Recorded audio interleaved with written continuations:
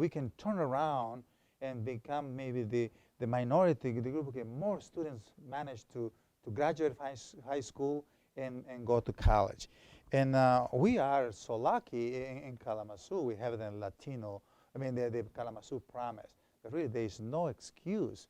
Okay, in the past, you can say, well, I don't have money. My parents cannot afford to go to college.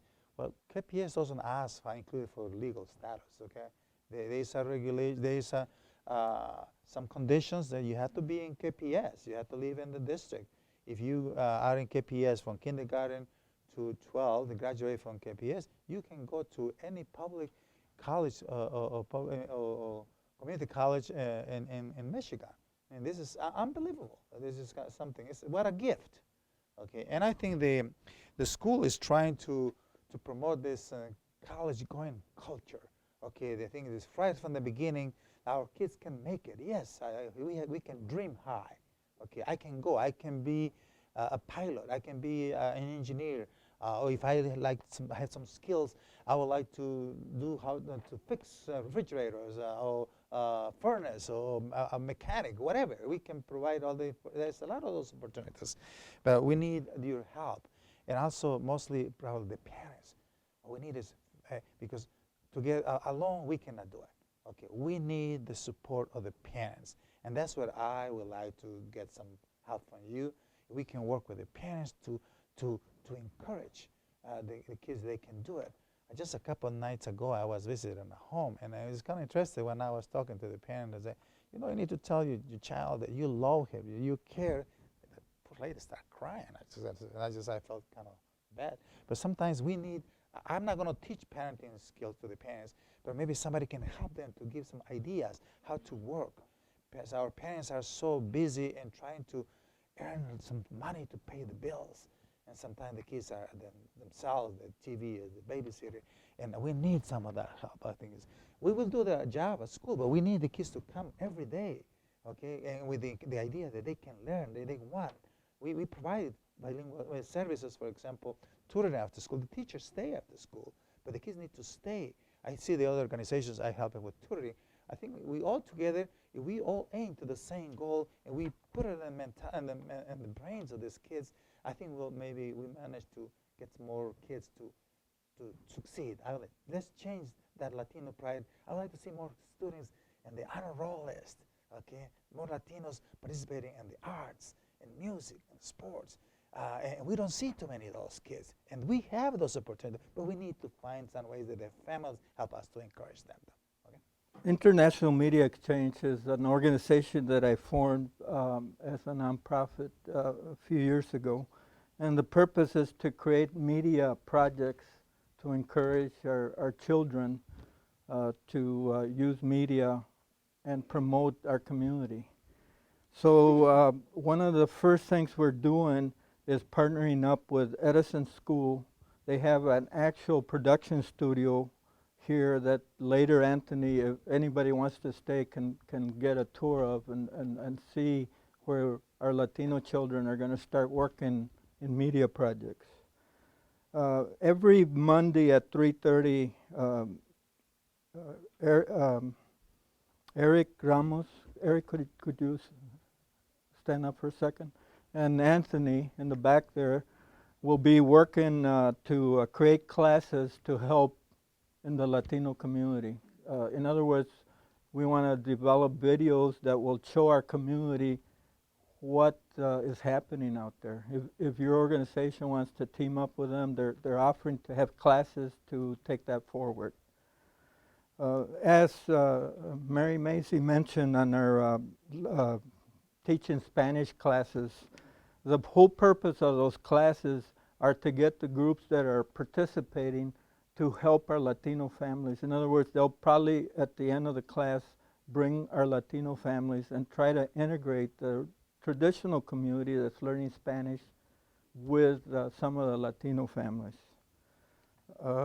We're also developing in the future basic computers classes in Spanish. I don't know if you're aware of this, but most of our families, our Latino families, don't know how to use computers, don't have computers, And most of the communication, especially in the middle school to high school, from teachers to parents is through email. And if our families can't even communicate that well, what are we going to do? So we're looking for support to help that happen, to create basic computer classes for our Latino families. We're also looking to develop informational tools, workshops for the Latino community on the promise and other subjects. And we want to do this in dual language, not necessarily just in Spanish, but both languages, including developing a dual language video on the Kalamazoo promise.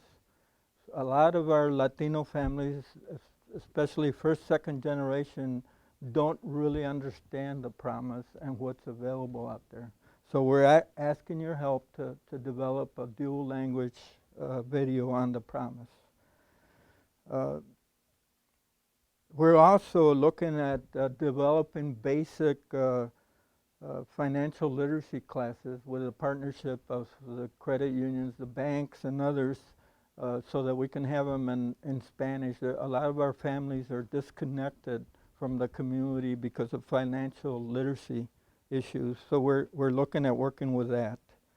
We're also developing a dual language program that we're working with Dr. Rice and the KPS schools, where we're starting at this school with a video project and connecting like a club of Latinos that have a place to connect from elementary to middle school to high school. And Anthony is developing that program. A couple other things I'd like to announce before I'm done. Hector Cortez, Humberto's son. Hector couldn't make it here, so Humberto's, he's a Western Michigan University student, and they're going to be developing a couple of Spanish programs. One is where the West Michigan Chamber of Commerce from Grand Rapids is connecting with Kalamazoo. They're meeting here at Edison January 26th at 2 p.m. and we're looking for people that want to volunteer. The program will start in Spanish and create classes in Spanish for businesses. So that's what Humberto, his dad, and whoever wants to participate in that event, you're all welcome. It's 2 o'clock, right at this location. January 26th. So anybody that's interested in business development in our community. Another program that Hector, Humberto, and others, and myself are going to create, you heard about this Latino Summit, and it was great, but it was all in English. So we missed a large portion of our population. So they're going to try and develop, as of February 2nd, at 5 p.m. right here, same site, a program, a kind of a Latino summit, but all in Spanish. And they've already got a list of 15 to 20 people that want to participate. It's, again, Spanish totally, to get some information on our Latino summit, strictly for first, second generation and others that speak Spanish more than English. And that's about it. There's a reason why our next presenter, I waited till now to let him talk. We have what we call a Birth to Work project between Kalamazoo and Battle Creek. Our Birth to Work project is a partnership with MSU that will give us an opportunity to share resources between communities. And with that, I'd like to ask Dr. Blabedales to come up here and talk about it. Okay. I've been asked to talk about the Battle Creek Kalamazoo Birth to Work project that's probably about a year old now since we started it.